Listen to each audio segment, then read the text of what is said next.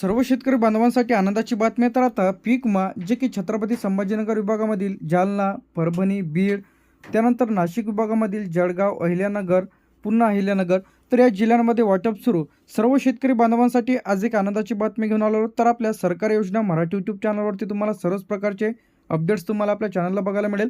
तर आता बरेच दिवसांपासून रखडलेला जो काही पीक विमा आहे ते आता या विभागांमध्ये वाटप सुरू. तर यामध्ये आपला पहिला जो विभाग आहे ते छत्रपती संभाजीनगर, यामध्ये जून सप्टेंबर 2025, त्यानंतर जालना, बीड जिल्हा झाल्याच्या नंतर इथे आपलं नाशिकमध्ये जळगाव, अहिल्यानगरमध्ये मे. तर आता जे की 2025 आहे, तर आता यामध्ये मागचा जो काही राहिलेला पीक विमा असेल 2024चा ते देखील वाटप सुरू झालेलं आहे. त्यानंतर इथे आपलं सोलापूर जिल्ह्यांमधील आता तुम्ही जर बिलॉंग करत असाल तर आतापर्यंत आपण यामध्ये जालना, परभणी, बीड, त्यानंतर जळगाव, अहिल्यानगर, त्यानंतर सोलापूर जिल्हा झाल्याच्या नंतर आपल्या इथे पुणे, सातारा, सांगली, तर या जिल्ह्यांमध्ये जे की भरपाईची रक्कम आहे सर्व शेतकरी बांधवांच्या डीबीटी खात्यामध्ये. आता यामध्ये अतिवृष्टी भरपाई असेल, नुकसान भरपाई असेल, ते जर तुम्हाला अधिक मिळालेली नसेल तर अशा शेतकरी बांधवांनी लगेच तुमचं यादीमध्ये नाव आहे की नाही लगेच तुम्ही तपासून घ्यायचं आहे. तर कोकण विभागामधील जे की यामध्ये येते आपलं रायगड, तर यांसाठी तब्बल जो काही निधी इथं आलेला आहे ते जे की 90,97,97,000 एवढा निधी इथं आलेला आहे. जे की हे जे रक्कम आहे ते थेट लाभार्थ्यांच्या खात्यामध्ये जे की नवीन GRनुसार, तर आता भरपाईची सुद्धा नवीन GR इथं आलेली आहे. तर आपल्या सरकारी योजना मराठी यूट्यूब चॅनलवरती तुम्हाला सर्वच प्रकारचे अपडेट्स आणि नवीन व्हिडिओज बघायला मिळतील. तर आपल्या चॅनलला सबस्क्राईब करून ठेवा.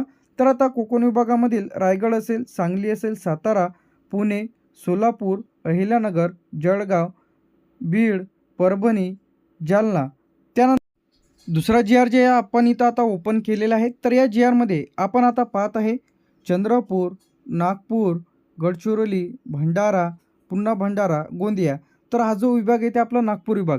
तर आता पीक विम्याचे जे काही पैसे आहेत ते इथं थेट DBTच्या माध्यमातून खात्यामध्ये पैसे इथं येत आहे. तर आता यामध्ये चंद्रपूर, नागपूर, गडचिरोली, भंडारा, गोंदिया. तर आता ज्या जिल्ह्यातील पंचनामे इथं झालेले आहे, तर पंचनामे अमरावतीमध्ये इथं झालेले आहे. त्यामध्ये यवतमाळ विभाग आहे. तर यामध्ये आपण गोंदिया, भंडारा बघितलेला आहे. त्यानंतर इथे आपलं पुणे विभाग. तर आता ज्या जिल्ह्यातील पंचनामे सर्वप्रथम इथं झालेले आहेत तर अशा शेतकरी बांधवांच्या खात्यामध्ये यामध्ये ई पीक पाहणी, क्रॉप इन्शुरन्स म्हणजे तक्रार केलेली यादीमध्ये नाव असेल तर आता यामध्ये पुणे विभागामध्ये, त्याचप्रमाणे यामध्ये नागपूर, पुणे, सांगली. तर आता हा जो पुणे विभाग आहे तर या जिल्ह्यांमध्ये ऑक्टोबर 2025 बाधित शेतकऱ्यांची संख्या तुम्हाला बघायला मिळेल आणि निधी जो काही वाटप इथं सुरू झालेला आहे. त्यानंतर यांसाठी जो काही वेगवेगळ्या जिल्ह्यांमध्ये वेगवेगळ्या प्रकारचा निधी इथं आलेला आहे. तर सरकारी योजना मराठी यूट्यूब चॅनलवरती तुम्हाला सर्वच प्रकारचे अपडेट्स बघायला मिळतील. ज्यांना पीक विमा मिळालेला आहे, ज्या शेतकरी बांधव अधिक पीक विम्याचे राहिलेले आहे असे शेतकरी बांधवांनी हा व्हिडिओ शेवटपर्यंत बघा. ज्यांना कोणाला पीक विमा मिळालेला नसेल तर अशा शेतकरी बांधवांनी 144447 या हेल्पलाईन नंबरला कॉल करून तुम्ही तुमच्या पीक विम्याची तक्रार करू शकता. तर आता आपला जो काही चौथा विभाग आहे त्यामध्ये कोकण विभाग.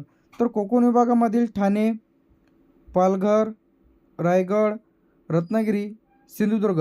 तर आता हे जे काही जिल्हे आपण इथं बघत आहे तर या जिल्ह्यांमध्ये पैसे जे आहे या जिल्ह्यांमध्ये ठाणे असेल, पालघर, रायगड, रत्नागिरी, सिंधुदुर्ग, जे काही कोकण विभाग, तर या जिल्ह्यांमध्ये वाटप देखील सुरू झालेले आहे. तर लगेच तुम्ही तुमचं खातं तपासा की तुमच्या खात्यामध्ये इथं पैसे आले की नाही.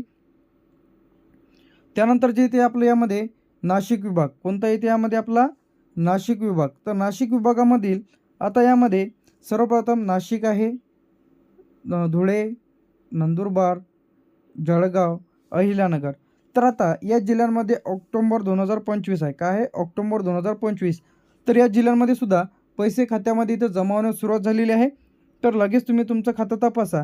तर यांसाठी 482 कोटी किती रुपये इथं आलेले आहे यासाठी 482 कोटी, त्यानंतर 10,69,000 एवढा निधी जे की या जिल्ह्यांकरिता पैसे इथं आलेले आहे. तर आता हे जे पैसे आहेत थेट DBTच्या माध्यमातून खात्यामध्ये इथं जमा होत आहे. काय होत आहे? जमा होत आहे. तर तुम्ही तुमचं लगेच खातं तपासा की खात्यामध्ये त्या जिल्ह्यांमध्ये तुमचं नाव आहे की नाही. तर खाली सुद्धा एक जिल्हा आहे त्यामध्ये आपला जो काही चंद्रपूर आहे. तर आपला जो काही विभाग आहे ते नागपूर विभाग. तर यामध्ये ऑगस्ट 2025 आणि सप्टेंबर. तर आता जे काही पैसे आहेत हे या जिल्ह्यांमध्ये सरसगट. काय मिळणार आहे? सरसगट.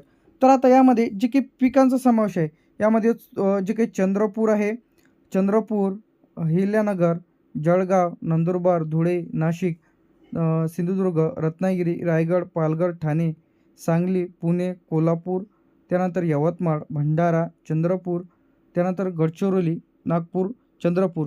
तर आता या जिल्ह्यांमध्ये सोयाबीन, कापूस, तूर, उडीद, मूग, ज्वारी, गहू, हरभरा. तर यामध्ये खरीप आहे, रब्बी आहे.